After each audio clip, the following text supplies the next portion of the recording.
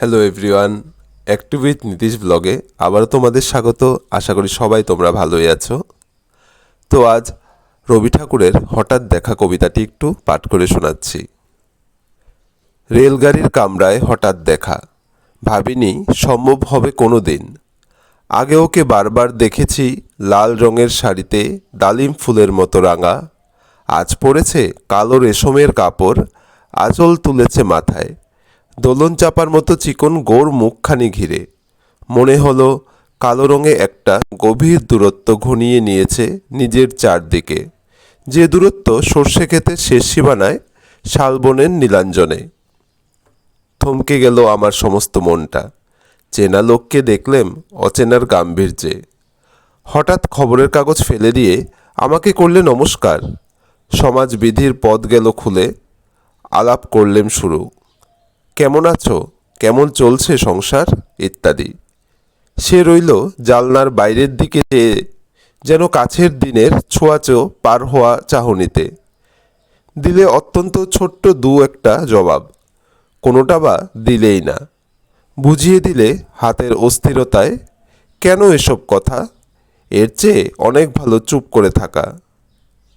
আমি ছিলাম অন্য বেঞ্চিতে ওর সাথীদের সঙ্গে। এক সময় আঙ্গুল নেড়ে জানালে কাছে আসতে। মনে হলো কম সাহস নয়। বসলুম ওর এক বেঞ্চিতে। গাড়ির আওয়াজের আড়ালে বললে মৃদুস্বরে, কিছু মনে করো না, সময় কোথা সময় নষ্ট করার। আমাকে নামতে হবে পরের স্টেশনেই, দূরে যাবে তুমি, দেখা হবে না আর কোনো দিনই। তাই যে প্রশ্নটার জবাব এতকাল থেমে আছে, শুনবো তোমার মুখে। সত্য করে বলবে তো? আমি বললেম বলবো। বাইরের আকাশের দিকে তাকিয়েই শুধোলো, আমাদের গেছে যে দিন, একেবারেই কি গেছে, কিছুই কি নেই বাকি। একটুকু রইলেম চুপ করে, তারপর বললেম, রাতের সব তারাই আছে দিনের আলোর গভীরে। খটকা লাগলো, কি জানি বানিয়ে বললাম নাকি। ও বললে, থাক এখন ওদিকে।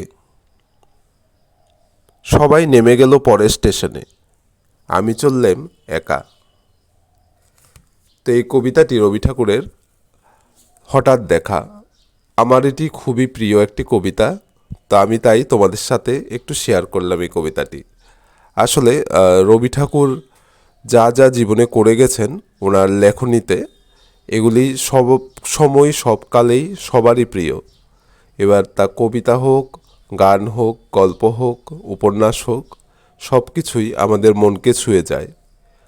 তো আজ খুব ইচ্ছে হচ্ছিল রবি ঠাকুরের এই কবিতাটি পাঠ করার, তা আমি ভাবলাম তোমাদের সাথেও একটু শেয়ার করি। জানি খুব বাজে হয়েছে হয়তোবা ভালোই হয়নি, কিন্তু চেষ্টা করলাম। আমাকে কমেন্টে অবশ্যই জানাবে সবাই যে কেমন হয়েছে।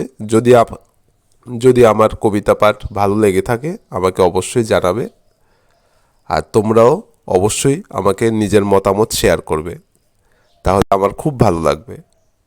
তো আজকে এই যাত্রাপথে, এটি ছিল আমার সোনামুড়া থেকে উদয়পুর পর্যন্ত যাত্রাপথ, যার ভিডিও তোমাদের সাথে শেয়ার করলাম, এবং তার সাথে রবি ঠাকুরের কবিতাটি।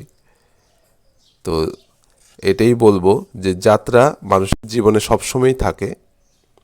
ভালো সময়ের যাত্রা হোক, খারাপ সময়ের যাত্রা হোক, মানুষকে চলে যেতে হয়, এক এক করে চলতে হয়। জীবনে চলার পথে কত কিছুই মানুষ দেখে। তো সেই যাত্রাপথে চলার পথে আমার মনে হয়েছে রবি ঠাকুরের কবিতাটি খুব মনে পড়ছিল, হঠাৎ দেখা কবিতাটি, তাই আমি এটি তোমাদের সাথে শেয়ার করলাম। তা আশা করব সবাই ভালো থাকবে, সুস্থ থাকবে, এবং আমার ভিডিওগুলি, যেই ছোট ছোট ভিডিওগুলো আমি বানাই, এগুলি সবাই ভালোবাসবে, ভালোবাসা দেবে। ওকে, টাটা।